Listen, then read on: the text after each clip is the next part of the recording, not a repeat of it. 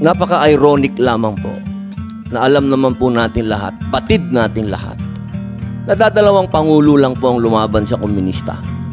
Una, si Ferdinand Marcos Sr. Ano po ang nangyari? Inalis natin sa bansa. Ang sumunod na lumaban po sa komunista ay si Pangulong Rodrigo Roa Duterte. Ang tanong ko lamang po sa PNP, hindi ko po kayo hinuhusgahan.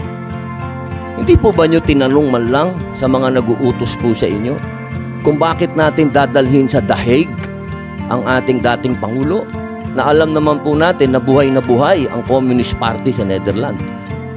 Alam naman po natin na hinihingi natin dati na i-transport dito si Joma Sison, dalhin dito sa Pilipinas.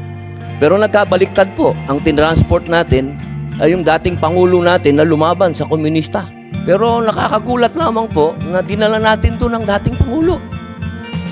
Yung po ba, hindi po ba alam ng PNP na karamihan po sa mga dumadating na pera sa komunista, sa mga terorista, ay galing po sa abroad.